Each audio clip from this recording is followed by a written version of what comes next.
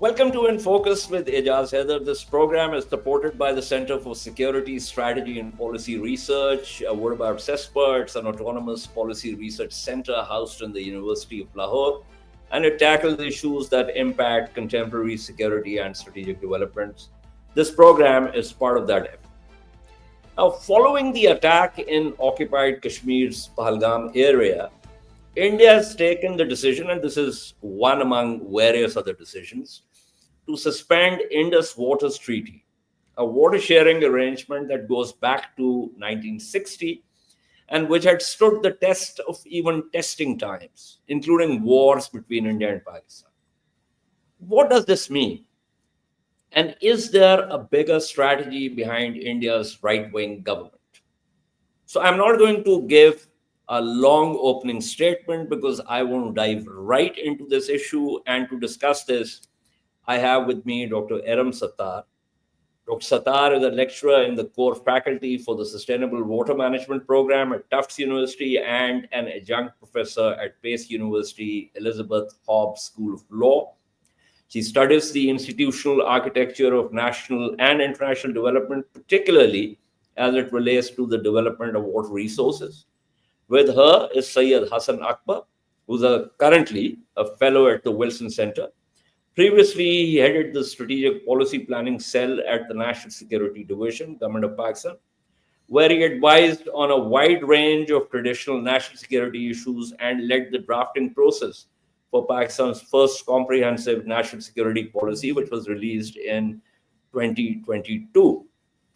So thank you so much. Let me begin with Hassan because I know that there was a lot of concern about this kind of possible move by India. This was kind of building up. And I just want him to give our viewers a sense of how this was building up. And for instance, in 2016, when the Uri attack happened, there were these voices about blood and water cannot run together and so on. But even before that, in 2013, Hassan, if I'm right, when the Court of Arbitration gave us relief on the Kishan Ganga project, India was very unhappy with that. And I think there was this entire thing kind of brewing within the Indian establishment, which after 2014, when by this right-wing Hindutva government, kind of paced up. So before I get to Erum and get her view on what this means in terms of water management and the rest of it, just give us the geopolitical India-Pakistan equation of this. Thank you, Ejaz, and thank you for inviting me. I'm not a water expert. I will start off by saying this. But I have been dealing with this issue from a strategic perspective for the last 6 years. And so I will start off by saying that what India has done is not a surprise for Pakistan. We were working on this. We had a fair idea about the direction that India wanted to take the Indus Water Treaty. And as you rightly pointed out, that some of India's grievances, technical grievances, on the Indus Water Treaty started when this whole issue of the dispute resolution mechanism emerged in 2013. And essentially, that argument was whether the dispute resolution mechanism enshrined in the treaty, in the Indus Water Treaty, was a graded mechanism or was it a parallel mechanism? And so on Pakistan's approach at that point in time had been to go to the Court of Arbitration. Because it felt that the neutral the expert's opinion was not in favor of Pakistan. India wanted to go to the neutral expert and then move to the Court of Arbitration. So this sort of technical back and forth was happening on the several projects, infrastructure projects that India was already undertaking on the Indus Water rivers or had planned to undertake. Now, fast forward to when this became a strategic issue. As you rightly pointed out, that right after the Uri attack, we started hearing voices.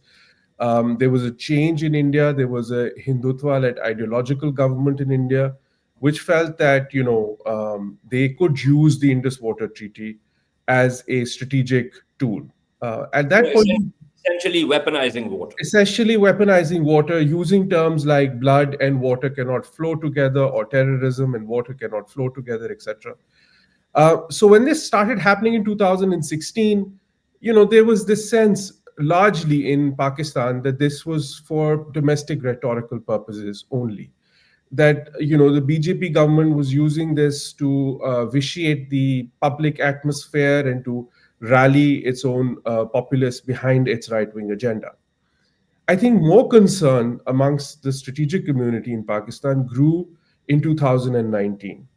When Pulwama happened, one of the first statements that came out right after the incident was by the Minister of State for the Prime Minister's office, then Correct. in Narendra Modi's government, who said that we will stop Pakistan's water and that water and blood cannot flow together, etc., etc. So at that point in time, there was growing concern in Pakistan that India was looking at some kind of a new normal, as it were, for the Indus Water Treaty. Subsequently, even then, though most of the conversations, even by intellectuals in India, India's former foreign secretaries, etc., they said that this was an option that India could exercise. But the view in Pakistan was that this wasn't possible, essentially because the treaty itself has a clause that you're not allowed to terminate the treaty unilaterally. So our concern really grew when we got the first notice from India for renegotiating the treaty. At that point in time, we all. Sorry, just a clarification, which apparently they had couched in terms of environmental concerns and the rest of it. That is true. The first one, I will give you a little bit of a background on this. Okay. The first notice that we received was only mentioned environmental changes and changes in demand, which required reviewing the treaty. But I would also like to emphasize that they had mentioned that the dispute resolution mechanism was not effective, and that is particularly the area that they would like to renegotiate. Correct. Correct. Now, the view when that notice came in, at the same time, we also found out that all the meetings, and this was public information because it was released in Indian media, that there was a meeting held in the Prime Minister's office, which was headed by their National Security Advisor. Ajit Doval. Yes, on the Indus Water Treaty. Not the Indus Water Commissioner. but India's National Security Advisor, attended by the Commissioner, attended by intelligence agencies, attended by their Foreign Secretary. And I think that at that point in time, our assessment was that India was working towards making the treaty dysfunctional. Now, my assessment of their strategy was that the treaty is only as effective as its dispute resolution mechanism. Correct. Right? The rest of the treaty really all hinges on the ability of the dispute resolution mechanism to resolve disputes between both countries on infrastructure being built on the river, right? So India, knowing full well that they could not terminate the treaty under the treaty's clauses, was attempting to make it dysfunctional. So that was our assessment of India's strategy, to make it dysfunctional so that the dispute resolution mechanism is no longer viable, it's no longer functioning, allowing India to build the kind of infrastructure gradually and incrementally that it wished to build on the Indus water rivers. It was also our assessment at that point. Without Pakistan's oversight and monitoring, which is also built into the treaty. Precisely. I think the other assessment that we had was that if you look at India's map of water scarcity, India's most water scarce regions are Jammu, Punjab, Haryana, and Rajasthan. Correct. Right? And they are at extreme scarcity levels. But water scarcity there is pretty extreme. They are also the food basket for much of India, right? And so India's attempt to renegotiate or create a new normal on the Indus Water Treaty was not just a tactic and was not a tactical decision, but a strategic decision. In this is my personal view, and I think the trap that we should avoid right now, when we discuss the Indus Water Treaty, is that we should not consider this linked to a particular incident. In this case, Pahalgam, or India's response to a particular incident. I think the other thing that we should be very cognizant of is that this particular action by India of holding the Indus Water Treaty in abeyance is not, in my view, a tactic to create pressure on Pakistan or to create a better negotiating position. I think there has been a lot of work that India has been putting into this over the last several years. That is clear. Um, and in my view, India intends to divert or stop waters from the Indus Water Treaty to meet its own very strategic need for water in Jammu, Punjab, Haryana, and Rajasthan. Now, this is a worry for us, which I think we should be very cognizant of, that this is the direction that India is going in, and But therefore, they in my have, view, but they have used this particular incident as a as as a a trigger, pretext as a pretext. But kind of gives them the space to for this this entire thing to work for them, which essentially in a way is above and beyond this particular incident, but the incident gives them the excuse to do it, right? yes, but I would just add, last point, that this is also something that they realized very quickly. So the first couple of notices that we received were about, changes in the environment and the dispute resolution mechanism. But the last notice, as far as I remember, that Pakistan received, actually, this last notice that we received on the negotiations actually mentioned terrorism, which I think was a wake up call, or should have been a wake up call. I was I, not. I, I didn't know this. Thank you for, I mean, so yeah, that's Yeah. very interesting. So But I just one clarification before I go to Erum. There were also exchanges with reference to the current parallel track where we are pursuing the code of arbitration and they're focusing on the neutral expert, and they've actually boycotted the proceedings of the code of arbitration. And apparently they have also, I don't know for how long, but maybe more than a year, suspended the regular meetings between the Indus Waters commissioners. Yes, so that's happening parallel. And I think the view in Pakistan, so I've just explained to you what my view on this whole issue was. Correct. And this was something that some people in the system also considered to be a possibility. But I think, there was an alternate view which held that, no, this notice was just a technical tactic because we're having proceedings at the court of arbitration, and they just want to go there and argue that, the court should not come up with a finding because we are going to negotiate with Pakistan, etc. Our view then was that the notices are only, as we say in Urdu, hujjat tamam karna, Hmm. because you cannot hold in abeyance something unless and until they want to show that they have materially made an effort to resolve what they consider to be problems in the treaty, and therefore subsequently argue that we had requested these notices, sent many of these notices, Pakistan has not responded, and therefore we are holding the treaty in abeyance. So that was our assessment. I think it has come to fruition.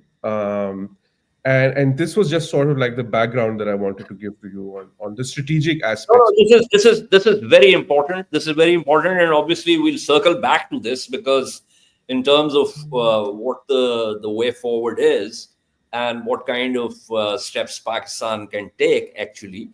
But I just want to move away from the geopolitical side of it to the idea of water management, because India itself, for instance, is a middle riparian when it comes to Brahmaputra, which comes out of the Tibetan plateau. As a matter of fact, Tibetan plateau serves as pretty much Asia's critical watershed. And I was just reading that it earned its nickname as the water tower of Asia. It's got four major river basins: the Indus, Ganges, Brahmaputra, and Meghna.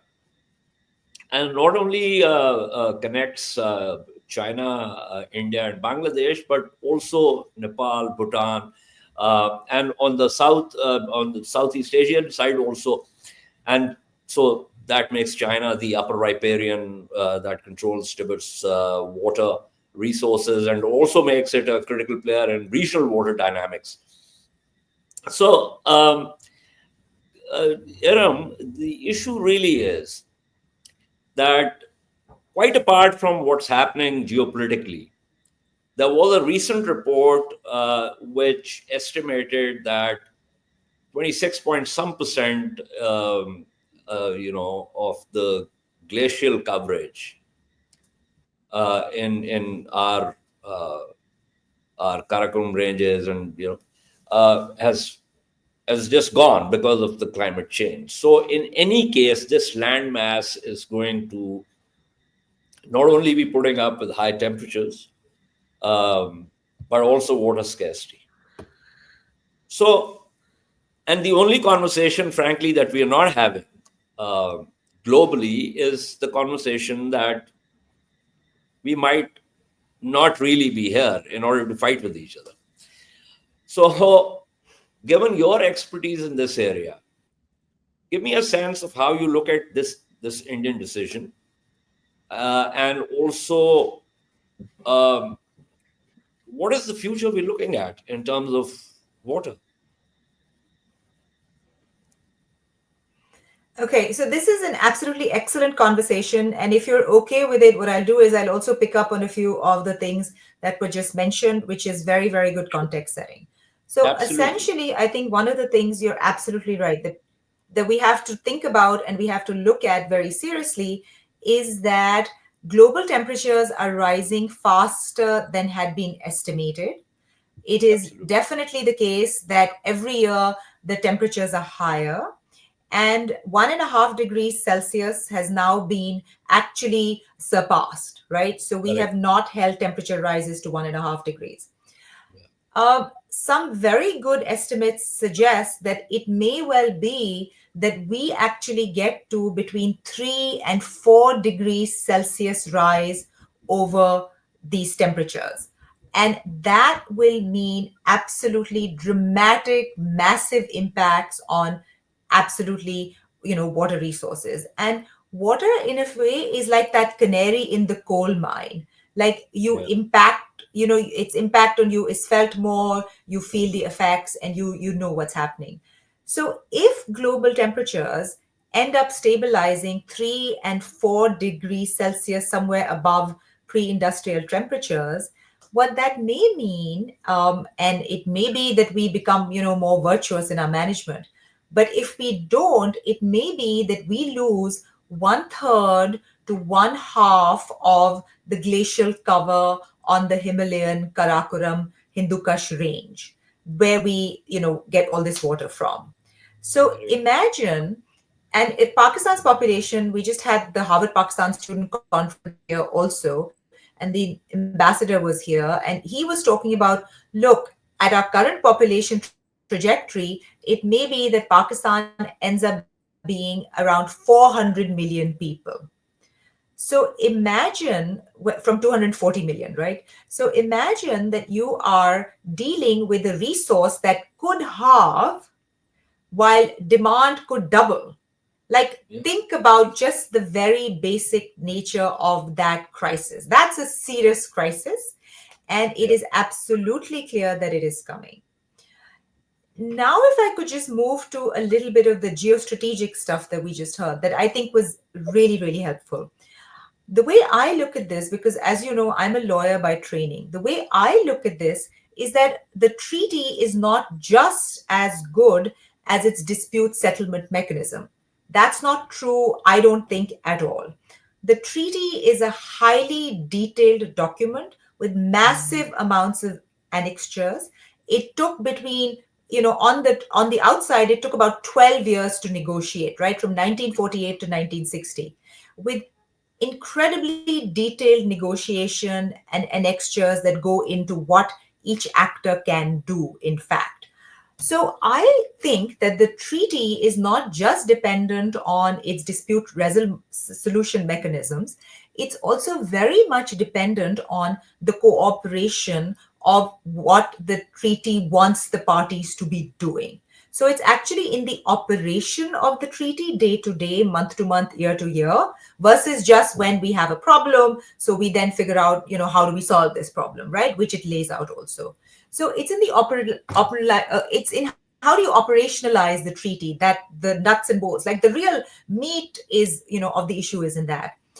So the data sharing and pulling back on data sharing and on joint visits are very much like deviations from what was agreed, right? The idea is that in every day that, I mean, like for example, a couple can be married for years, right?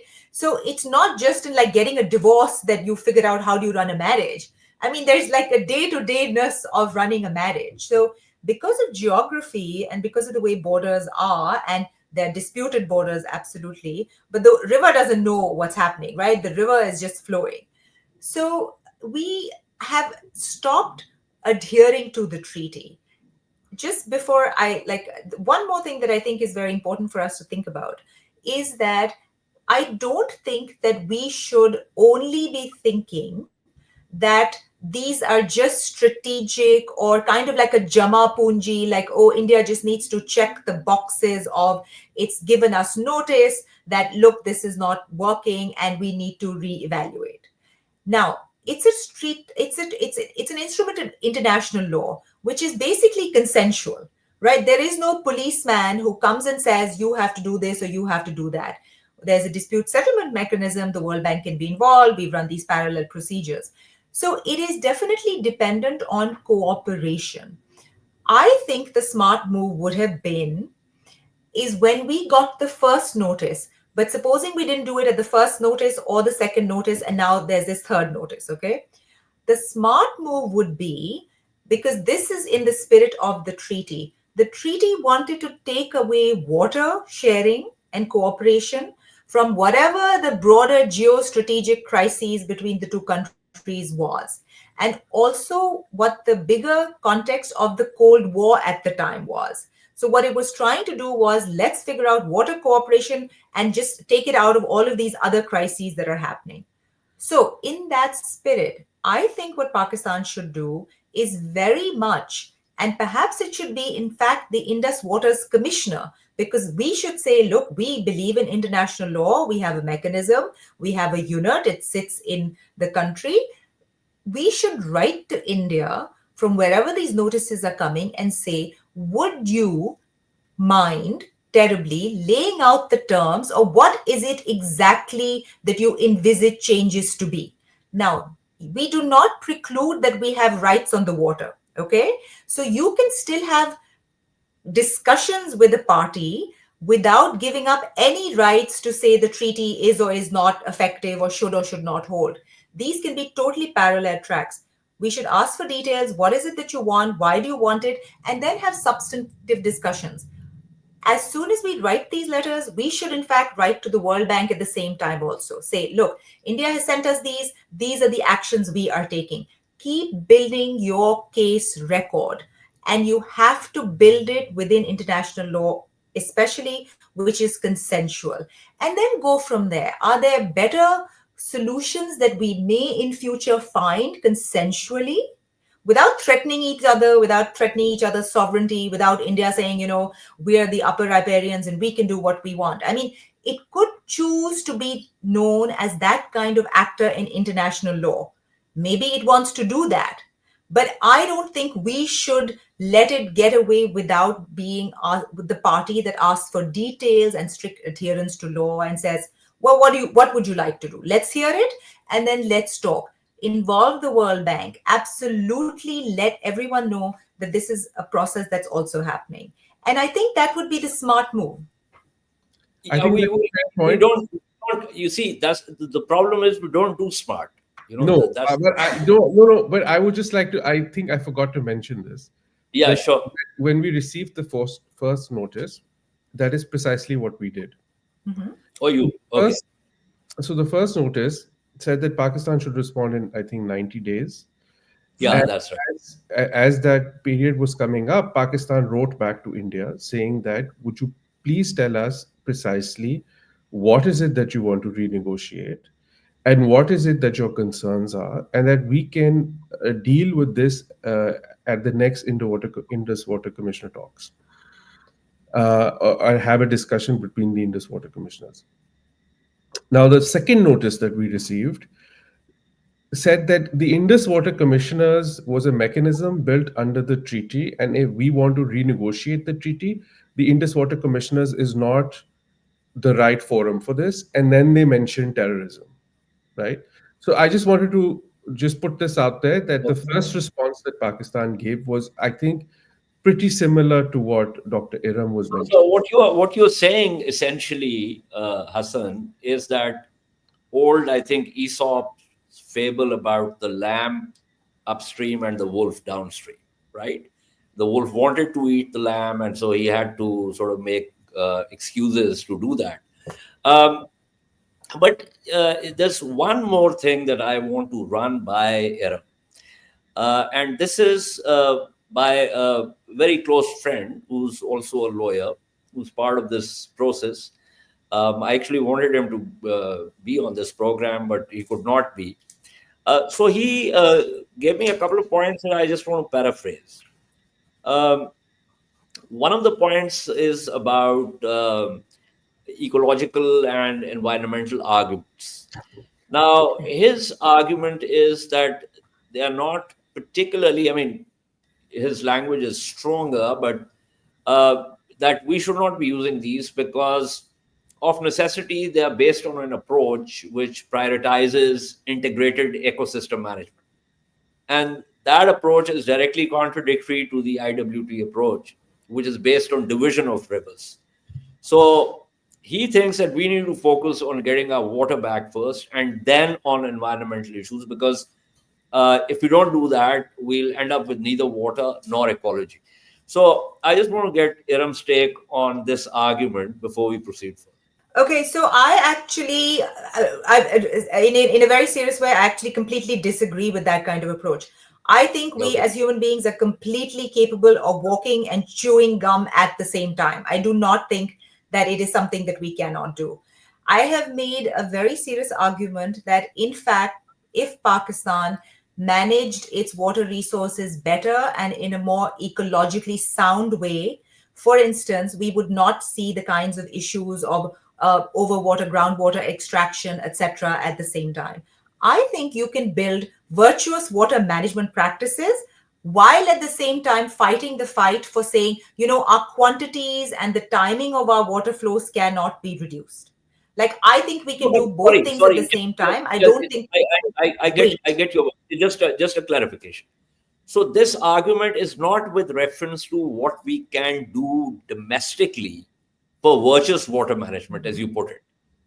This is about the whatever negotiations that need to be done with reference to India, not with reference to what we need to do. For instance, introducing drip management and the rest of it, and all the various management strategies that can be built into how we use water.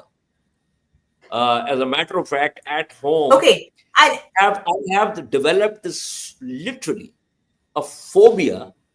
Every time the tap runs unnecessarily, I actually get agitated. And I keep telling people, don't waste water. We are already water stressed.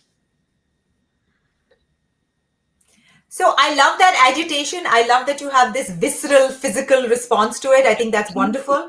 I agree with you. But I'll tell you what, I also think that it would be smart of Pakistan, especially the broader changes that we said. Like, in fact, supposing the glaciers halve by the end of the century, it's not that far away, right? It's like another 75 years. It's really, really not that far away. So if the glaciers halve in that time, I think we can and we should be thinking of domestic, like within the federation, water management, plus what are the ecosystem effects of the treaty also in an integrated way. I completely think we can do it. I do not think we need to say, Well, these are things within the purview of the commission. And to pick up on this earlier point, where India is saying, well, the Indus Waters Commission is the wrong venue for this. In lawyerly terms, lawyers have these arguments all the time. Is this the right forum to have this discussion or not? And the response back to them is saying, okay, you know what? It may or may not be exactly the right forum, but in your opinion, but we are going to do a parallel. We'll involve the Indus Waters Commission, plus we'll involve, if you want the Ministry of, at your side to be involved, great. Everyone can be involved. And at some future date, we can figure out what was the right issue at which forum. Like, we don't have to solve all of these problems today, but start giving us some fill in the blank details of what are you looking to change. Okay. Okay, I have this question to both of you, starting with Erum. I'm just sort of, thinking if this is possible. So is it possible that, after this whole suspension business, that we ask for a fresh code of arbitration on this particular point? I'm not saying mixing the suspension with the pending disputes. And in that, if we can do that, a fresh code of arbitration could allow India to join proceedings without conceding the validity of the pending code of arbitration proceedings. So, is that something that you think is feasible, Erum? And then I Hassan? think absolutely. I think it's absolutely a good idea. I think we should do all of the above, and which is part of, like, right. So take it up, in the court of arbitration. Absolutely, this is a legal issue. Can this treaty be unilaterally suspended? That's the main issue here, right? That's what they're saying we're doing because of XYZ reasons. And as Hassan was saying, we're expanding the reasons that we keep giving for why we're not adhering to it, right? Whether it's environmental issues or demands are rising or climate change is happening, or guess what? We don't like our border issues, right? So we think that you're a bad international actor and we can do this too. Great. Whatever it is, put that in parallel also. And supposing that India and Pakistan ever make bilateral progress on their issues, then you can take away that proceeding, right? Any actor can withdraw those proceedings and say, you know what, we've made good progress and now we don't need to advance with this. Absolutely. I think Pakistan needs to, at this point in time, this is a really serious problem. And we are looking at permanent reductions going forward. We need to be fighting this on all fronts all the time. Correct. No, absolutely. Hassan? I agree with Dr. Erum. I think we should raise it at the court of arbitration, permanent court of arbitration. So my sense in Washington is that, I met some people and they were like, their opinion was, and I think they had some conversations with people at the World Bank also, that the view was we can't do much about this at the World Bank, right? And so I think one way forward is to go for a court of arbitration. It's possible that India might decide not to be party to those proceedings as it has done before, and then we can request that it go ahead with deciding this in the absence of India being a party to the proceedings. I think that is also an option, as we have seen with the current proceedings. So I think that's certainly one option that we should explore. You might not know, Ejaz, but in a previous life, I used to actually do water management for in communities across Pakistan for when I used to work for. This is news to me, and I've known you for a very long time. Yeah. So at one point in time, I used to work for Pakistan Poverty Alleviation Fund, and they used to do a lot of work on water courses on all kinds of communities in Balochistan, Sindh, South Punjab, everywhere actually.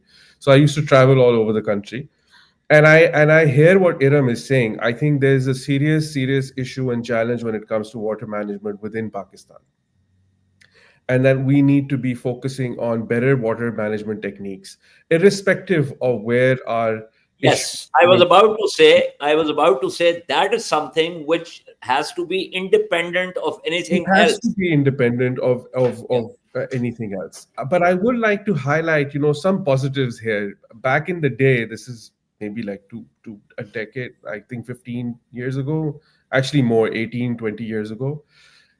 Pakistan was doing a lot of cooperation with India on how local management, water management techniques could be brought in from India into Pakistan.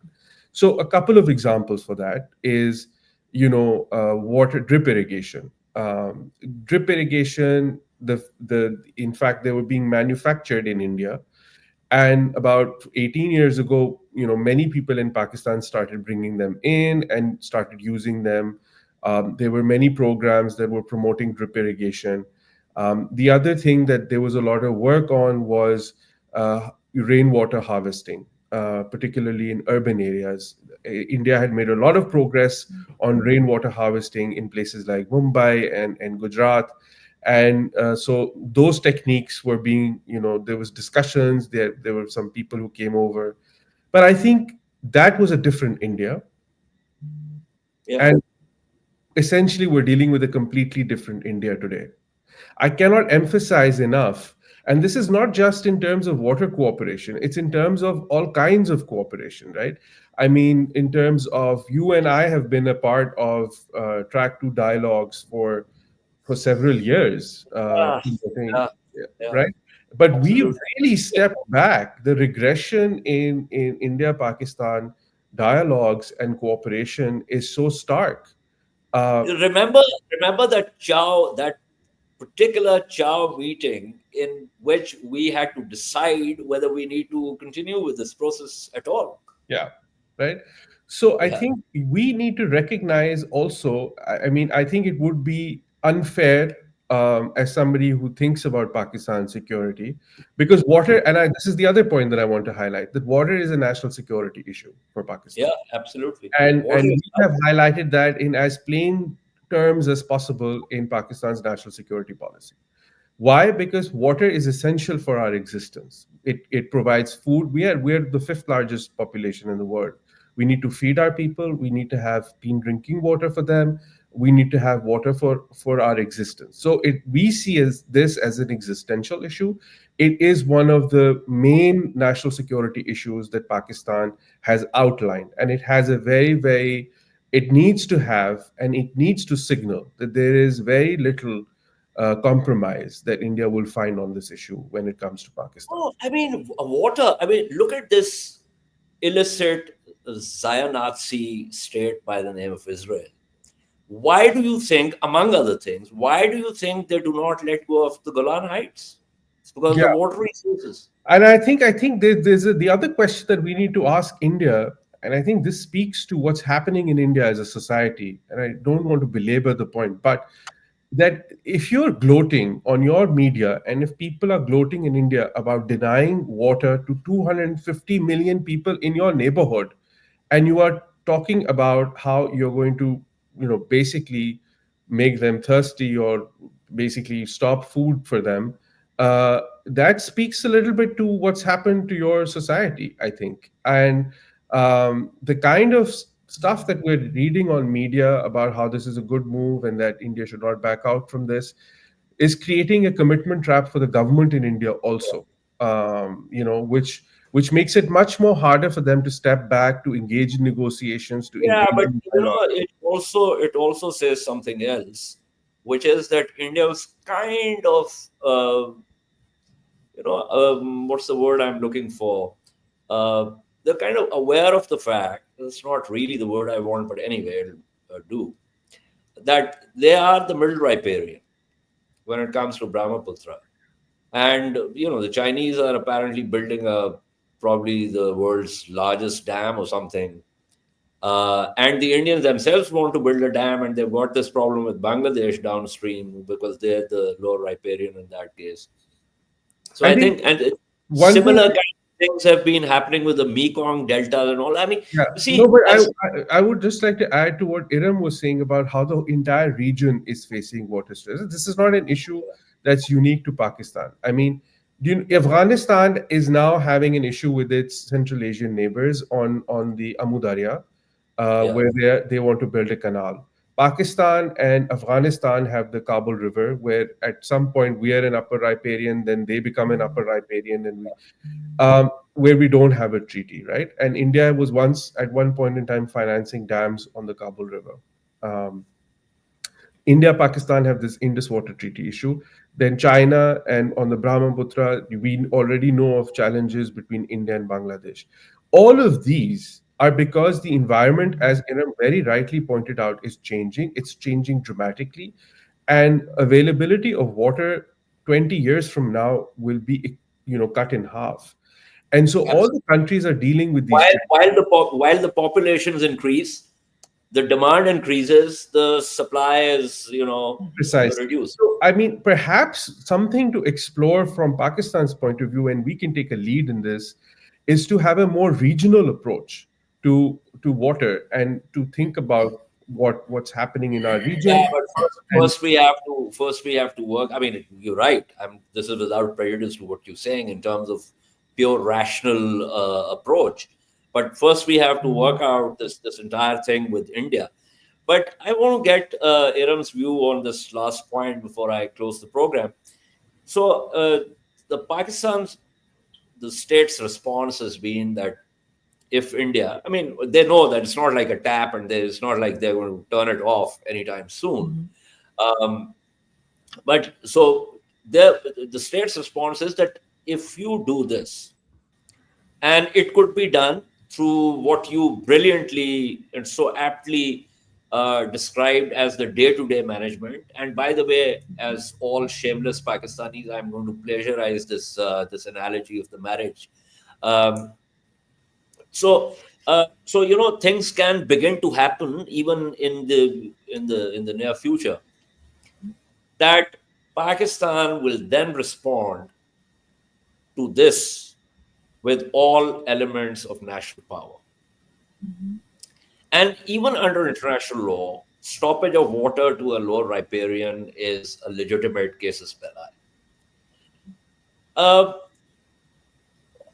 you think that this could actually, over a period of time, given climate and the rest of it, even if we were to discount the immediate, that the region is, at least if the region doesn't actually get into cooperative strategies, that this could become causes of war?